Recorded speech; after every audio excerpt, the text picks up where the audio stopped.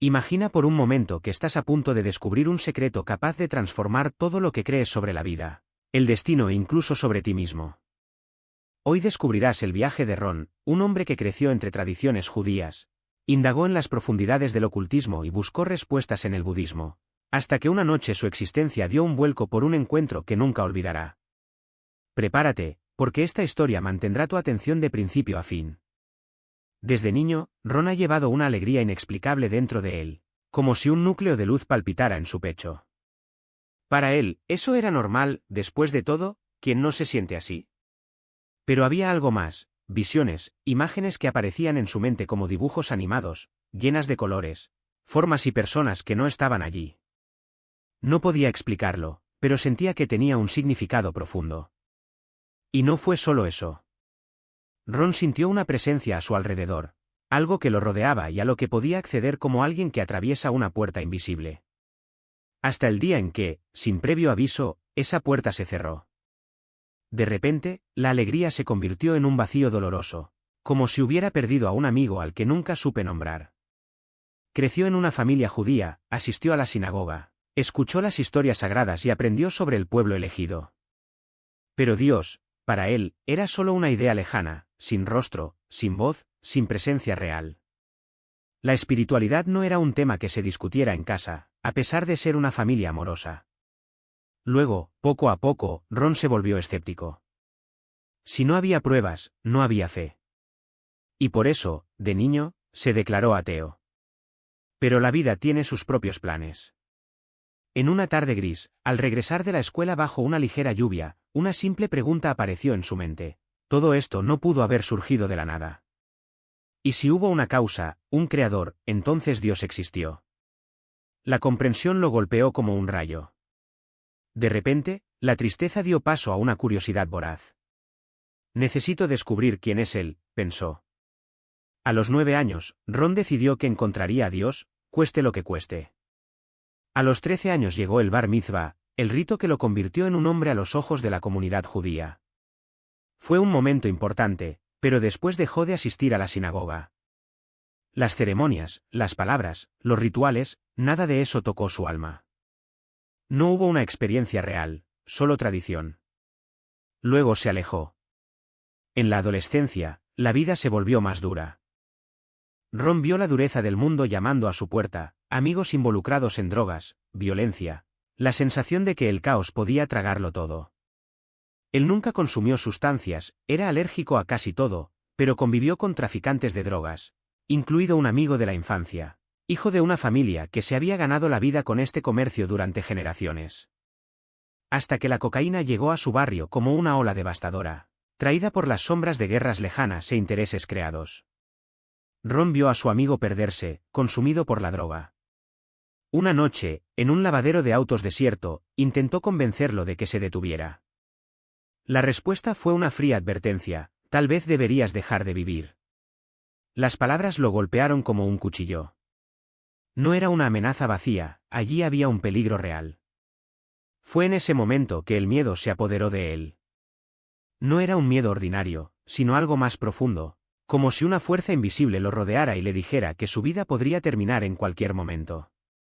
Se aisló, tratando de prepararse para lo peor, como si la muerte fuera una visita inminente. Pero al mismo tiempo, algo dentro de él buscaba una salida, una manera de superar ese terror. Fue entonces cuando encontró un refugio inesperado, una serie de televisión llamada Kung Fu. A pesar de que hoy parece ingenuo, ese programa le dejó una profunda impresión. Las historias de los monjes budistas, la búsqueda de la paz interior, la filosofía que enseñaba a afrontar el miedo y la muerte con serenidad, todo eso resonaba en su alma. Ron se sumergió en el budismo zen, devorando libros sobre meditación, autoconocimiento y misticismo oriental. Si Dios existiera, lo encontraría. Si la paz fuera posible, la lograría.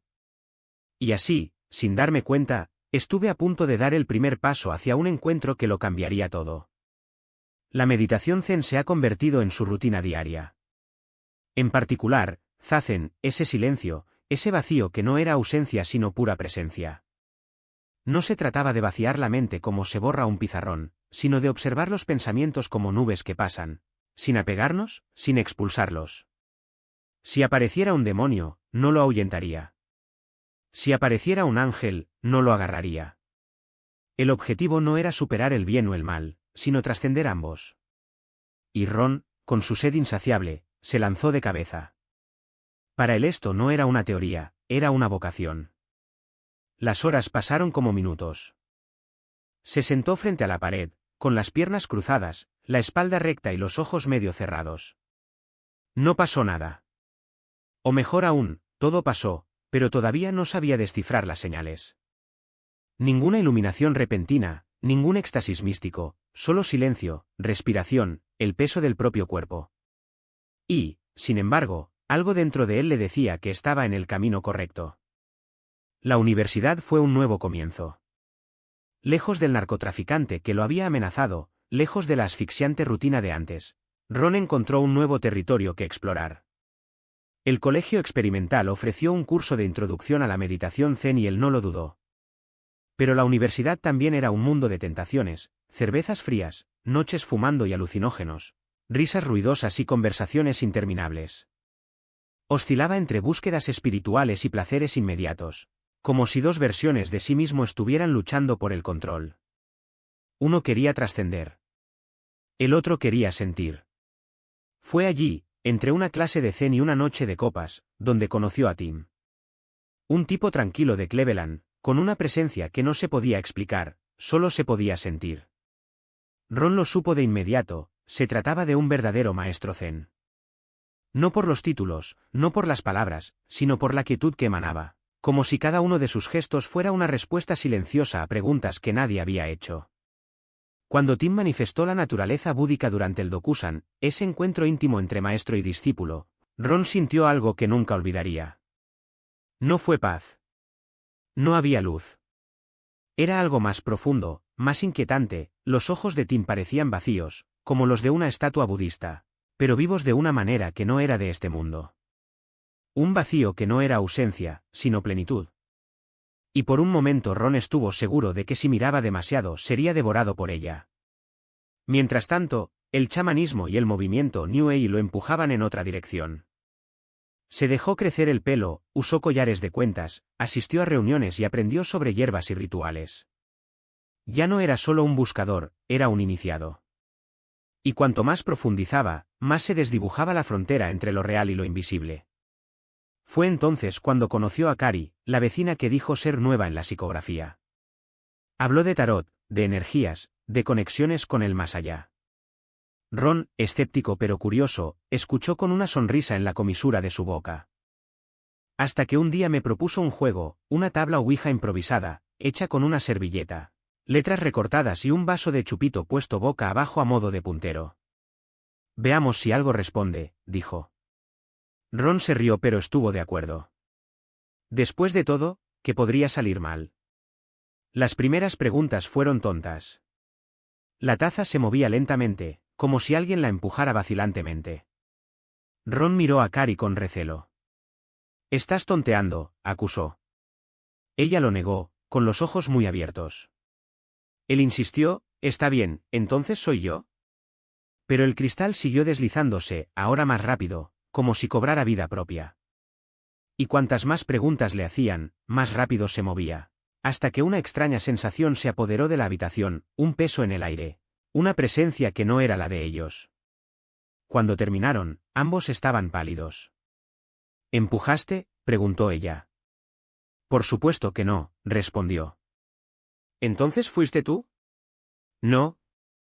Se hizo un silencio incómodo. Nunca volveremos a hacer eso, dijo. Ella estuvo de acuerdo de inmediato. Pero el episodio dejó huella. No era miedo exactamente. Era una sensación de impureza, como si algo se le hubiera pegado, algo que no pertenecía a este mundo. Y, sin embargo, en lugar de alejarlo, lo atrajo aún más. Si había un velo entre los mundos, quería rasgarlo. Los encuentros con el Zen continuaron, pero ahora compartieron espacio con experiencias cada vez más intensas. En un zendo improvisado en la casa de Tim, Ron participó en sesiones de meditación grupal, donde el silencio era tan denso que parecía posible escuchar su propia sangre corriendo por sus venas. Y entonces llegó el día en que, durante un viaje en coche con amigos, sucedió algo imposible. El volante empezó a temblar por sí solo, como si unas manos invisibles lo sacudieran. Las ventanas subían y bajaban sin que nadie las tocara. La radio se encendió sola y la música sonó a todo volumen. Todos en el auto gritaron excepto Ron. Él observó, fascinado. Cuando el conductor gritó Mura, para, todo se detuvo. Una de las amigas explicó, como si fuera la cosa más natural del mundo, es Mura. Le gusta jugar con nosotros. Ron no lo cuestionó. Él simplemente asintió, como si finalmente entendiera, el mundo espiritual no era una teoría. Fue real. Y estaba ahí, a su alcance. La búsqueda se intensificó. Talla una flauta de madera al estilo indígena y comienza a hacer ofrendas de tabaco en el bosque, siguiendo enseñanzas chamánicas. Pasaron los años sin respuesta. Hasta que una tarde, mientras caminaba hacia su casa, escuchó una melodía resonando entre los árboles. Era una canción que solo podía tocarse con su flauta. Se detuvo, su corazón se aceleró. La melodía provenía de un punto específico del bosque, si se alejaba, el sonido disminuía. Si volvió, se hizo más fuerte. No había nadie allí. Solo el viento, los árboles y esa música que parecía venir de otro lado. Ron sonrió. Finalmente, una confirmación. Algo había respondido. El zen empezó a perder fuerza en su vida. El chamanismo y la nueva era tomaron el relevo, como un río que se desborda. Y Ron, con su sed insaciable, se dejó llevar por la corriente. Flauta. Se detuvo, el corazón le latía con fuerza en el pecho. La melodía provenía de un punto exacto del bosque, si se alejaba, el sonido desaparecía. Se acercó, creció. No había nadie allí. Solo el viento, los árboles y esa música que parecía venir de otro mundo. Ron sonrió. Finalmente, una respuesta. Algo había oído. El zen ya no llenaba los vacíos de su vida. El chamanismo y la nueva era avanzaron como un diluvio, arrastrando todo a su paso. Y Ron, con su hambre de algo mayor, se dejó llevar por la corriente. Las cosas se estaban desmoronando. No entraré en detalles, pero la situación era tensa, incluso peligrosa. Y en Kent State, todos los años había un festival del libro, y al lado, una feria hippie con puestos de todo tipo. Fue allí donde vio a Connie por primera vez. Había montado su tienda de campaña, vendiendo artesanías y sonrisas fáciles. Sus miradas se encontraron, luego sus palabras. En una fiesta se acercaron. Al final de la semana, como quien no quiere nada, hizo la pregunta, ¿y si nos vamos de gira? ¿Empezamos de cero? Ron no lo pensó dos veces. Por supuesto. Y así, después de un solo fin de semana, lo dejó todo y se fue con un extraño. Al principio fue divertido. La sensación de libertad, de experimentar algo nuevo, algo real. ¿Qué los unió? Dos corazones rotos, una sed insaciable de alcohol y humo. Estos fueron los cimientos de la relación. Pero Ron se adentró profundamente en el mundo hippie, experimentando con alucinógenos. Y fue entonces cuando las cosas empezaron a cambiar. Ya no se trataba solo de visiones coloridas o sonidos distorsionados. Vio cosas. Luces que no eran de la luna, presencias que no eran personas. Y en el inframundo de la contracultura vio la podredumbre detrás del brillo. La gente se trataba con crueldad disfrazada de amor libre, cruzando fronteras sin siquiera darse cuenta. Pero no sabía a dónde ir. Entonces seguía adelante, porque era el único camino que conocía. 2 años con Connie. 2 años de peleas, silencios pesados, una relación que se estaba deshilachando como tela vieja. Ella tenía su propio negocio en el camino y Ron, después de todo este tiempo, ya sabía cómo administrar el suyo. Cuanto más se alejaban, mejor se ponía. Pero la vida en la carretera era solitaria y los festivales de música se convirtieron en su refugio. Indiana, Ohio y los estados vecinos, montaba su tienda de campaña, vendía chucherías hippies y seguía adelante. Hasta que, en uno de estos eventos, montó su tienda junto a 2 niñas y un gato. Vendían teñido anudado, el baratijas New Age. Entre una conversación y otra, una de ellas, Jennifer, llamó su atención. No había nada romántico, era algo más profundo, como si reconocieran el uno en el otro una especie de familia perdida. Jennifer tenía un humor ácido y seco que lo hacía reír incluso cuando no quería. Y, entre un golpe de porro y otro, empezaron a hablar de Dios. Ron, judío y budista, creía en la reencarnación, en las energías, en todo menos en Jesús. Solo hay una manera de hacer esto bien, dijo, con ese tono de alguien que sabe más de lo que dice. Consigo. Él tomó represalias, la provocó, le echó en cara que era absurdo que un judío siquiera considerara eso. Pero Jennifer no se echaría atrás. Fue a los Salmos, habló del Mesías prometido, de la esperanza de los profetas. Y de alguna manera no sonó como un insulto. Sonaba como algo que podía entender. Sin embargo, lo que más le intrigaba no era la teología. Era ella. La forma en que hablaba de Jesús no era como un concepto lejano, una doctrina fría. Era como si estuviera describiendo a un amigo, alguien que la hacía feliz, a quien extrañaba cuando ella no estaba. Soy una de sus malas hijas, dijo, riendo, y él tendrá que aguantarme de todos modos. Y cuando dijo, lo extraño, fue como si alguien le hubiera arrancado el corazón y se lo hubiera mostrado, latiendo, vivo. Fue una noche, después de meses de conversaciones, que las cosas dieron un giro inesperado. Eran elevados, pero no de una manera que distorsionara la realidad, lo suficiente para hacer las palabras más ligeras y los sentimientos más crudos.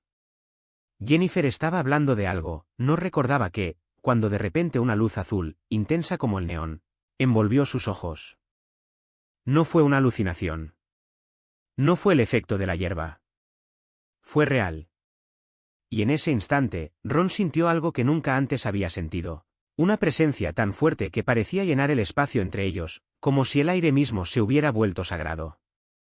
Y allí estaba esa luz azul, flotando a solo unos centímetros de sus ojos, como si el cielo mismo se hubiera inclinado para tocar su piel. Ron vio el reflejo bailar sobre los pómulos de Jennifer, un brillo que no era solo color sino algo vivo, palpitante. Y luego vino la lágrima, solo una, fluyendo lentamente, como si el tiempo se hubiera ralentizado solo para que él fuera testigo. No fue tristeza. No fue dolor. Era algo más antiguo, más profundo, como si esa gota cargara el peso de todas las cosas que aún no podía nombrar. Y en ese instante, Ron lo supo. No con la mente, sino con el pecho. Sabía que, fuera lo que fuese, era sagrado. No en el sentido de iglesias o dogmas, sino en el sentido de que el mundo de repente se había vuelto más grande de lo que imaginaba. Jennifer siempre decía que extrañaba tener un amigo cuando era niña. Y ahora, aquí, repitió las mismas palabras, como si el universo le hubiera susurrado al oído antes de que Ron siquiera entendiera. Era como si algo, o alguien, ya supiera exactamente lo que necesitaba oír. Y luego vino el amor. No el amor romántico, no el amor fácil, sino ese amor que arde lentamente, como brasas bajo las cenizas, y que solo se revela cuando menos lo esperas. Pero la historia no quedó ahí. Jennifer tenía un don para coleccionar personas. No en el sentido de poseer, sino de acoger, como si cada alma que se cruzaba en su camino fuera una pieza de un rompecabezas que solo ella sabía cómo armar. Y en ese grupo las piezas eran tan diferentes que no parecían encajar. Estaba Gino, un gigante tatuado con símbolos que harían retroceder a cualquiera, pero que, para Ron, era simplemente un hombre de buen corazón, capaz de reír como un niño cuando nadie miraba. Estaba Christian, el traficante de drogas que los federales estaban vigilando, pero que, en el fondo, solo quería una salida que no lo llevara tras las rejas. Y allí estaban los hijos de Jennifer, con los ojos atentos, como si supieran algo de lo que los adultos aún no se habían dado cuenta. Y entonces llegó el día en que todo cambió. Gino estaba a punto de hacer algo y no había vuelta atrás. Una deuda, una amenaza, una hija que no podía ver. Los hijos de Jennifer llegaron a casa aterrorizados, diciendo que algo andaba mal y que él iba a resolver las cosas a su manera. Lo encontraron parado en el estacionamiento de una iglesia, con las manos apretadas y respirando con dificultad, como si el peso del mundo estuviera sobre sus hombros. Y entonces, sin previo aviso, los niños, los mismos que apenas sabían que era el Espíritu Santo, empezaron a hablar. No con palabras ensayadas, sino con una urgencia que solo conocen aquellos que han sentido el suelo temblar bajo sus pies. No puedes hacer eso. Tienes que entregar tu vida a Jesús. Tienes que elegir. Y Gino, el hombre que todos pensaban que resolvería todo con los puños, simplemente bajó la cabeza y dijo: «Está bien». Nadie supo qué pasó después. Él no lo dijo. Pero esa noche, en lugar de salir a buscar sangre, regresó a casa. Y algo en él era diferente. Más tarde le llegó el turno a Christian. Los federales se acercaban. Los motociclistas exigían una deuda que él no podía pagar y el miedo estaba escrito en cada uno de sus movimientos. Jennifer lo interceptó antes de que se fuera. «Cristiano, debes entregar tu vida a Dios». Él se rió, como si fuera una broma. «Ya lo entregué». Y luego vino la risa, no una risa burlona, sino la risa que solo aparece cuando te das cuenta de que, sin quererlo, ya has dicho la verdad. Christian fue a encontrarse con los motociclistas. No con amenazas, no con violencia, sino con las manos vacías. «No tengo el dinero en este momento. Dame una semana». Y algo en él había cambiado. Ya no era el mismo hombre. Ron observó todo, todavía un poco sospechoso, todavía un poco escéptico. Pero una cosa no podía negar, había algo en el aire.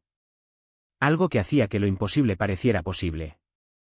Y cuando Gino, el gigante tatuado, se volvió hacia él esa noche y le dijo: «Tú también necesitas darle tu corazón a Jesús», Ron sintió que el suelo se movía. No fue una pregunta. Fue una invitación. Y por primera vez no tuvo miedo de decir que sí. Débil, y dije: «Ya es suficiente». Dios honró esa petición. Christian saldó las cuentas con los moteros, tomó el dinero y abandonó el negocio. «Ahora soy el último, Monjay. O mejor dicho, ya no lo soy. Estoy aquí, disfrutando de todos, y no tengo nada contra Jesús». «¿Pero recuerdas esas visiones que te hablé cuando eras niño? ¿Esos cómics que vi?» «Bueno, hubo una parte que no te dije. Vi a Jennifer y sus hijos. Y estaba el más pequeño, el que, en la visión, necesitaba ayuda. Como si me estuviera quedando atrás. Y yo, cuando era niño, pensaba: necesito ayudar a este niño». Ni siquiera sabía lo que significaba o si era real. Pero un día, cuando lo vi por primera vez, Dios mío, era él. Era el mismo chico. Y vino a mí y me dijo: «¿Puedes ser mi padre?». Mi corazón se rompió. No quería mentir. «No puedo ser tu padre», respondí, «pero puedo ser tu mejor amigo». Y aceptó. Así empezó todo. Mi amistad con Jennifer y su familia se convirtió en un punto de inflexión en mi relación con el cristianismo. Jesús vino a mi vida a través de ella. Jennifer era buena discutiendo, sabía todo sobre apologética. Un día me preguntó: «¿Tú crees en la reencarnación, verdad?». Lo confirmé. Y añadió: «Así que hazme un favor, dale a Jesús una oportunidad esta vez. Si no funciona, vuelves con Buda». En ese momento, por la amistad que tenía con ella, pensé: ¿qué tiene de malo intentarlo? ¿Qué es la vida para una amiga? Y así fue, en septiembre del 99. Dije las palabras: «Jesús, ven a mi corazón, sé mi Salvador, perdona mis pecados». Pero fue algo automático, ¿sabes? «Está bien, Jesús, sé mi Señor, bla, bla, bla». Fue con actitud, pero las palabras salieron. Y fue como accionar un interruptor. O mejor dicho, como plantar una semilla. Dejo a Dios entrar en mi corazón. Y en ese momento todo se volvió insoportable. Tan malo como cuando era niño, solo que peor. Sabía que necesitaba descubrir qué significaba eso. Era como si yo, un judío, me estuviera entregando a Jesús. Como si estuviera traicionando todo lo que era. Pero había una parte de mí que pensaba: voy a seguir adelante con esto. Fue el periodo más seco de mi vida. Y luego, Ron, viene la parte interesante: la semilla ha sido plantada. Mis palabras tenían poder, incluso si mi corazón no estaba allí del todo. El diablo no iba a dejarlo pasar. Él vino a robar esa semilla. Fue un infierno. Sentí como si todos los demonios que había traído a mi vida estuvieran gritando: «¿No? No vas a hacer eso. Y yo, hombre, fue un caos. Tenía ardillas dando vueltas en mi cabeza. Después de esas sesiones de imposición de manos, comencé a tener sofocos, migrañas que yo llamaba migraña relámpago. Pensé que era por los años de tocar la batería que había dañado algo. Pero la verdad es que no podía contener un pensamiento en mi cabeza. Era un zumbido constante, un ardor. Yo era un chiste ambulante, como Che Chichón, solo que de verdad. Y el dolor llegaba y la mente no se detenía, y pensaba, bueno, así son las cosas ahora. Como budista, no sabía qué hacer. Le había entregado mi corazón a Jesús, pero no sabía cómo vivirlo. Entonces decidí tomar un mantra budista y adaptarlo al cristianismo. Comencé a repetir, gracias, Jesús. Gracias, Señor. Alabado sea Jesús, alabado sea el Señor. Te amo, Jesús, te amo, Señor. Etc. Pero hombre, lo odié. Cada palabra era un peso. ¿Decirle te amo a un chico? En ese momento, sonó extraño. ¿Y llamar a Jesús Señor? Se sintió forzado. Y lo del alabado sea como lo dijo el chico de la iglesia, con ese tono sospechoso, quería darle un puñetazo. Pero continué. Repitió el mantra, forzó las palabras, intentó convencerme. Gracias, Jesús. Gracias, Señor. Alabado sea Jesús, alabado sea el Señor. Te amo, Jesús, te amo, Señor. Y así fue, en un ciclo sin fin. Fue en septiembre, justo después de la oración, que comencé con esto. Y odié cada segundo de eso. No sentí nada espiritual, solo sequedad. Pero Jesús ya estaba actuando.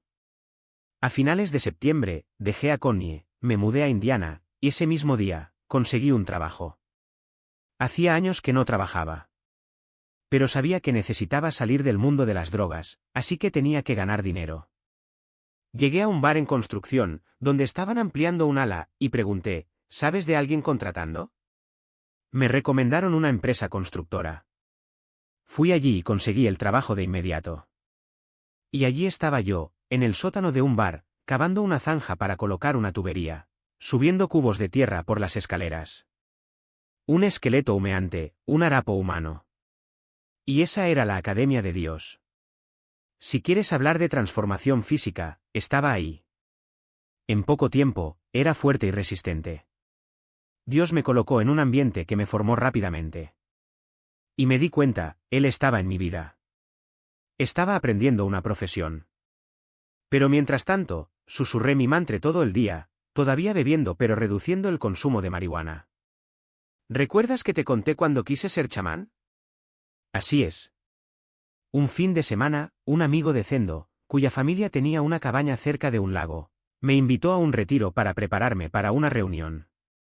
Necesitaban ensayar las canciones del Círculo de Tambores.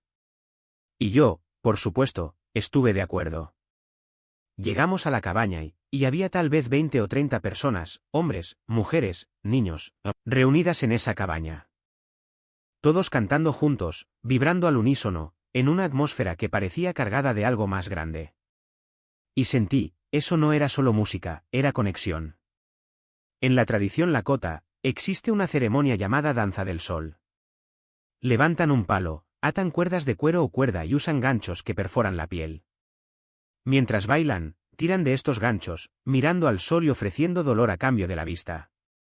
¿Entiendes lo que estoy diciendo? Es intenso. Es sagrado.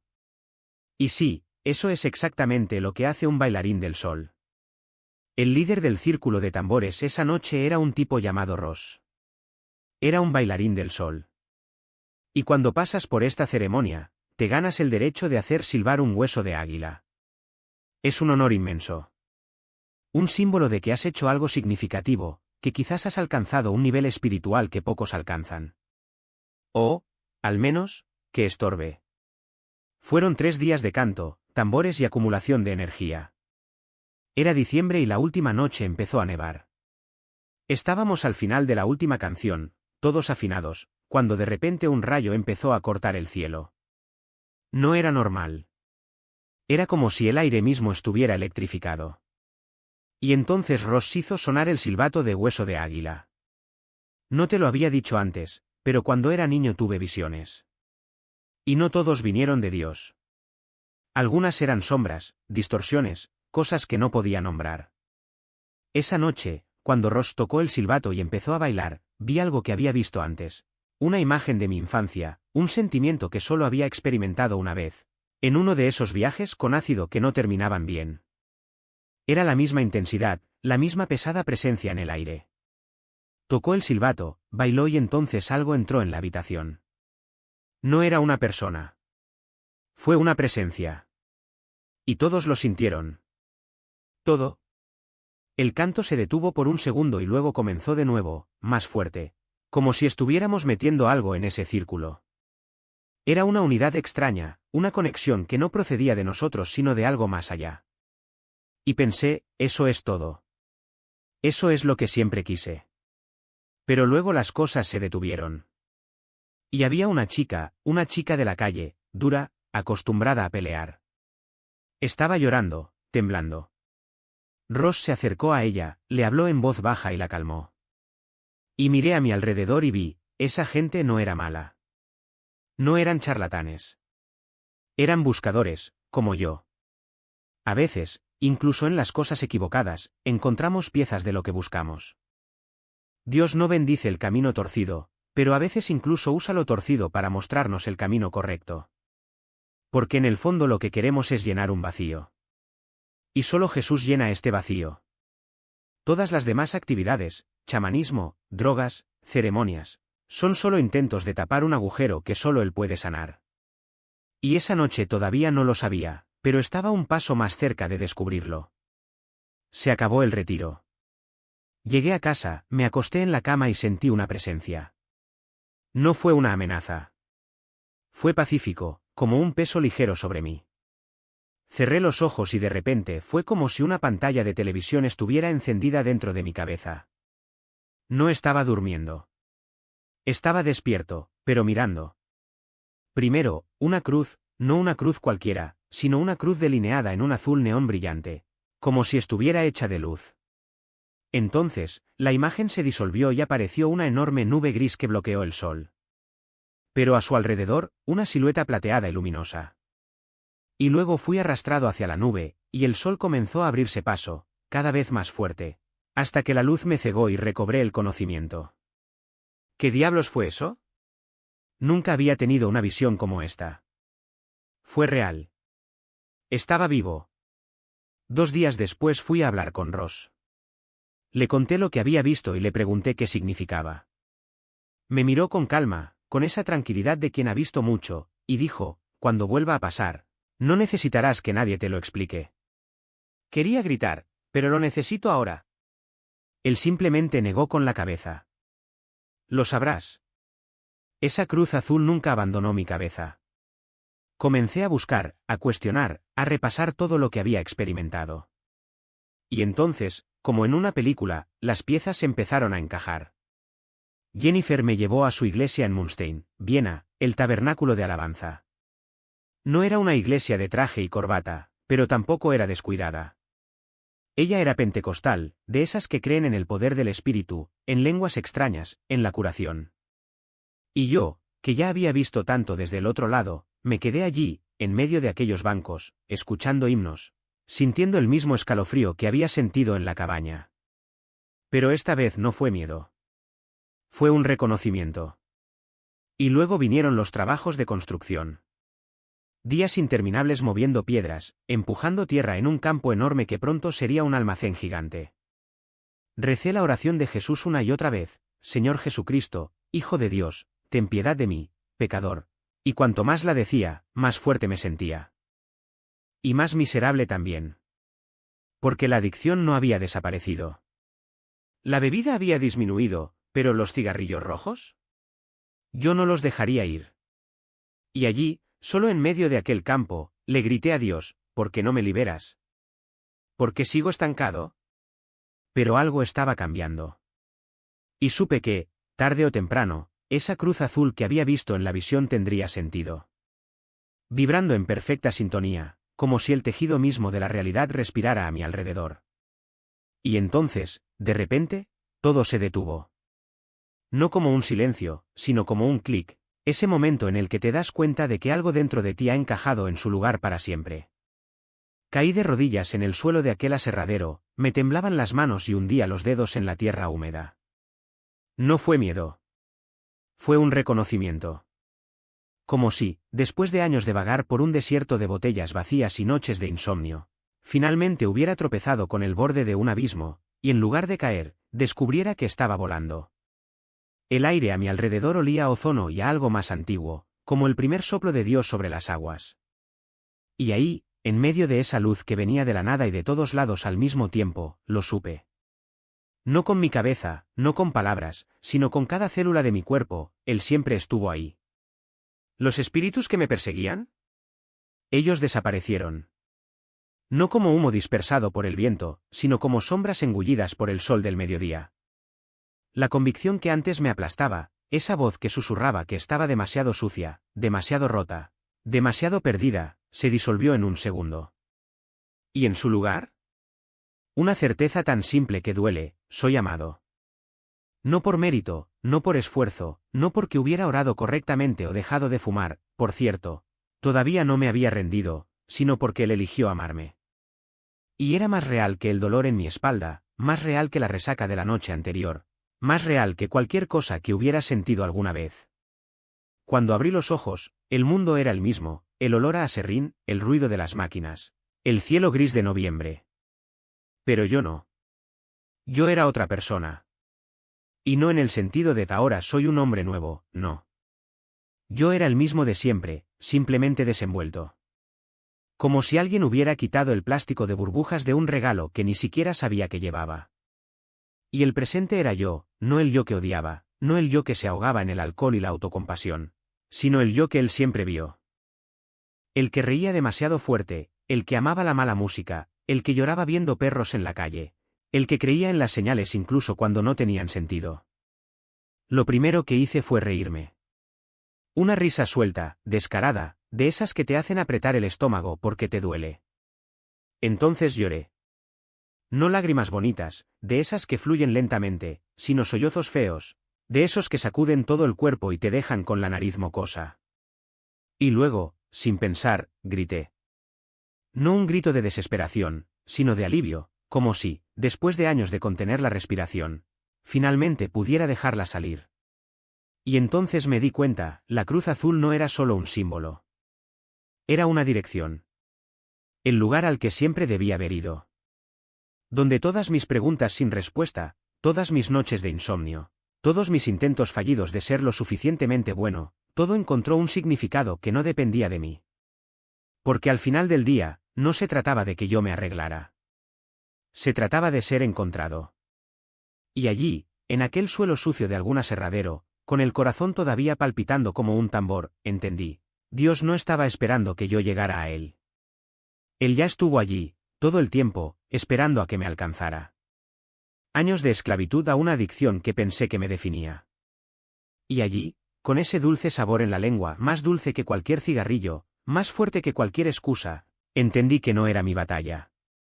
Fue una rendición. No la rendición de la derrota, sino la rendición de la confianza. Porque el mismo Dios que me había encontrado en el suelo del aserradero, sucio de aserrín y de vergüenza, estaba allí, en medio de mi cocina, cambiando cenizas por dulzura, humo por paz. Y no fue un proceso fácil. No fue como si de repente me hubiera despertado como un santo. Era como si, con cada sorbo que tomaba, el sabor del vino de uva volviera con más fuerza, como si Él me recordara: ya probaste lo mejor. ¿Por qué insistes en lo demás? Y yo insistí. Porque la adicción no es solo física, es memoria, es hábito, es la ilusión de control. Pero allí, entre una bocanada y otra, sentí su mano apretando la mía, no para tirarme, sino para recordarme que no estaba sola. Que el mismo amor que me había hecho reír hasta las lágrimas en su presencia ahora me decía: no necesitas que esto sea suficiente. Y llegó el día en que miré el paquete de cigarrillos por última vez. No fue un gesto dramático, no fue una escena de película. Fue sencillo.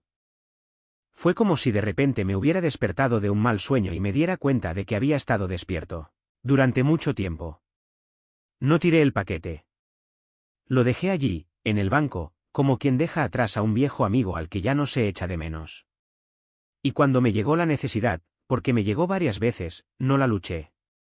Simplemente respiré hondo y dije, Dios, esto es tuyo. Ya no lo quiero. Y las ganas pasaron. No porque tuviera fuerza de voluntad, sino porque algo más grande que yo estaba ocupando el espacio que antes me faltaba. Y no fueron solo los cigarrillos. Fue como si, de repente, todo lo que utilizaba para anestesiarme, el ruido, la distracción, el autosabotaje, perdiera su poder. Porque cuando pruebas lo auténtico, lo falso ya no engaña. Drogas que nunca había usado, pero que sabía que prometían algo similar a lo que ya había experimentado. Perdieron su brillo. Porque ¿para qué buscar una copia cuando ya tienes el original? ¿Por qué conformarse con echar un vistazo cuando puedes tener algo real? Y lo loco es que no fue un cambio de afuera hacia adentro. No fue como si Dios viniera y dijera, ahora vas a ser diferente. Fue como si Él hubiera encendido una luz dentro de mí, y de repente, vi todo lo que ya estaba allí. La curación no fue un milagro instantáneo, fue un proceso, como aprender a caminar de nuevo. Un día, me olvidaba una palabra a mitad de una frase, y en lugar de entrar en pánico, me reía y decía, aquí tienes otra vez. Y la palabra volvió. El otro día sentí el peso de ese viejo dolor en la cabeza, como un martillazo, y en lugar de encogerme dije, no es mío. No es bienvenido. Y ella se iría. Porque eso es lo que sucede cuando dejas de luchar contigo mismo y empiezas a luchar contra él. Te das cuenta de que no tienes que ser perfecto. Solo necesitas estar dispuesto. Y la buena voluntad no es un esfuerzo sobrehumano, es solo un sí susurrado en la oscuridad. Un sí que dice, no sé cómo, pero si es contigo, voy. Y entonces, de repente, te ríes en el suelo de un aserradero, saboreas uvas en la lengua o te das cuenta de que esa adicción que parecía una prisión era en realidad una puerta. Una puerta que solo se abrió en un camino, para él. ¿Y lo mejor de todo? Ya no te dejará ir. No importa cuántas veces tropieces, cuántas veces olvides, cuántas veces creas que no es suficiente. Está ahí, en medio del desorden, esperando que lo recuerdes. Porque al final del día, no se trata de que llegues a él. Se trata de que él nunca te deje. Y la verdad es que no importa lo que lleves, ya sea el peso de años de adicción, de noches de insomnio, de miedos que te asfixian como una mano en el pecho. Él no te ve como una causa perdida. Te ve como un hijo que olvidó el camino a casa, pero que, en el fondo, nunca dejó de ser esperado. ¿Y sabes qué más? La liberación no es un premio que se obtiene después de limpiarse. Es el abrazo que él te da antes de que estés listo. No es necesario que llegue perfecto. Ni siquiera tienes que llegar entero. Solo llega. Como quien entra a un hospital con los huesos rotos, el alma sangrando, y escucha, ya sabía que vendrías. Y ya preparé la medicina. Porque, al final, no se trata de que tengas fuerza. Se trata de que él tenga misericordia. No se trata de que te lo merezcas. Se trata de que él te elija, incluso cuando hayas elegido todo menos él. Y cuando finalmente entiendes eso, algo cambia. No es magia. Es un milagro. No es un truco de la luz, es la luz que te encuentra en la oscuridad. Y de repente, lo que antes era un agujero en el pecho se convierte en un lugar donde él vive. He estado del otro lado. He corrido en busca de respuestas en lugares que solo me dejaron más vacío. Ya he buscado la paz en cosas que solo me dieron más guerra. ¿Y hoy? Hoy lo sé, no hay nada que él no pueda transformar. No tu pasado. No tus errores. Ni siquiera esa adicción que crees que es demasiado fuerte. Él no solo rompe las cadenas, las derrite. Entonces, si estás ahí, preguntándote si vale la pena, si a él realmente le importa, te digo, inténtalo. No como quien firma un contrato, sino como quien acepta una invitación. Dile, si eres real, muéstramelo. Si me amas, pruébamelo. Y prepárate. Porque él no te responderá con palabras bonitas. Él te responderá vivo. Con una paz que no sabías que existía. Con una alegría que no depende de las circunstancias. Y cuando eso suceda, y sucederá, Mirarás hacia atrás y te darás cuenta de que lo que parecía un final era en realidad el comienzo. El comienzo de una historia donde ya no eres el personaje perdido. Eres el hijo amado. El que volvió a casa. Descubrió que, en todo el tiempo, el padre nunca dejaba de correr a su encuentro. Él no te ama ni la mitad. Él te está amando con todo lo que eres, con todo lo que tiene. Y si yo puedo estar seguro, tú también. Llámalo. No espere a sentir primero, porque la fe no se trata de emociones, se trata de confianza. El poder de Jesús no es débil, no está limitado. Incluso cuando el caos parece rodearte, incluso cuando la casa parece desmoronarse, incluso cuando no estás al 100%, Él lo está. ¿Y la clave? Perdonar. Perdona a los demás, porque no saben lo que hacen. Perdónate a ti mismo, porque Él ya te ha perdonado. Pero si todo parece demasiado difícil, no te rindas. Busque gente. ¿Has visto este vídeo hasta ahora? Ahora busca personas reales. Si eres mujer, busca una hermana que viva cerca de Dios. Si eres hombre, busca un hermano con quien puedas ser honesto. No estés solo. Únase a una comunidad. Consigue una Biblia. No empieces con el Apocalipsis, ve directamente a los Evangelios, Mateo, Marcos, Lucas y Juan. Y si no lo entiendes, apégate a las palabras de Jesús. Él es sencillo. Él es directo. Es alguien a quien aprenderás a amar. Porque al final no se trata de tener todas las respuestas. Se trata de saber que estás llamado. Que eres amado. Que Él nunca te dejará. Y cuando esta verdad entre en tu corazón, te darás cuenta de que ya no necesitas vivir como un huérfano. Tienes un Padre. Uno que corre a tu encuentro. Uno que ya ha pagado el precio. Uno que diga, vamos hijo, que ya empezó la fiesta. Por eso, hoy, ahora, en este mismo momento, Él os está esperando. No con un discurso, sino con los brazos abiertos. Y la pregunta es, ¿aceptarás la invitación?